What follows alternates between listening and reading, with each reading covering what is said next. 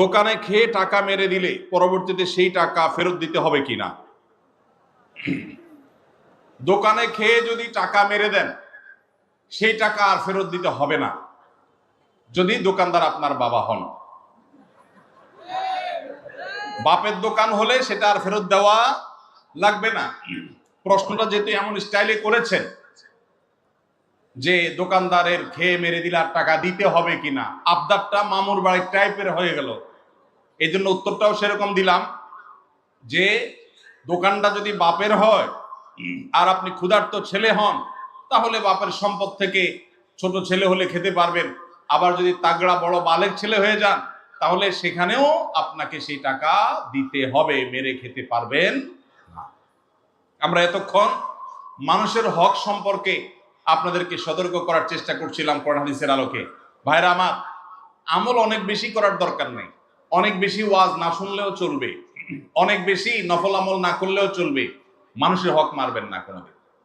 জান্নাত একেবারে পথ সুগম দেখতে পাবেন। অতএব যদি কারোর দোকান থেকে কোনো কিছু খেয়ে টাকা না দিয়েছেন, ছোটবেলায়, ছেলেবেলায়, যৌবনকালে, পাগলামির বয়সে করে ফেলেছেন, অভাবের দায়ে হোক, স্বভাবের কারণে হোক, আল্লাহ যখনই আপনাকে সম্বিত ফিরিয়ে দিবেন, সেন্স যখন আসবে, চেতনা যখন জাগ্রত হবে, সাথে সাথে যত টাকা মেরেছেন ওই টাকাটা দোকানদারকে ফেরত দিয়ে আসবেন।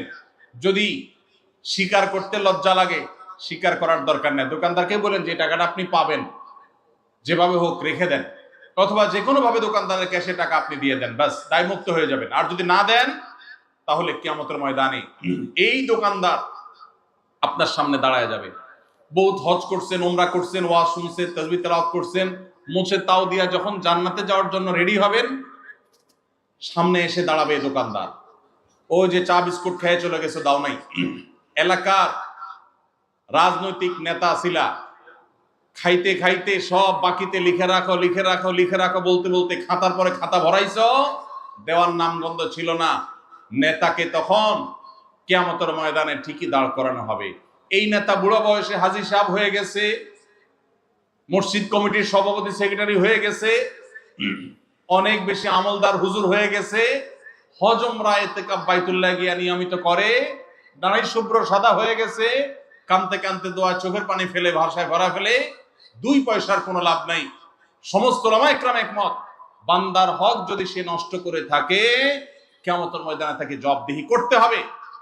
যদি আল্লাহ তাআলা কারোর প্রতি রহম করেন এবং তাকে জান্নাত দিবেন আল্লাহ সিদ্ধান্ত দেন, তখন আল্লাহ তাআলা পাওনাদারকে কোনোভাবে খুশি করবেন, এক্সেপশনাল কেস, কিন্তু আল্লাহর কাছে পাওনার হিসাব দিতে হবে। এজন্য ভাইরা, কোনোদিন কারোর দোকান থেকে মেরে খেয়ে চলে আসবেন, বাকি খেয়ে আর যাবেন না।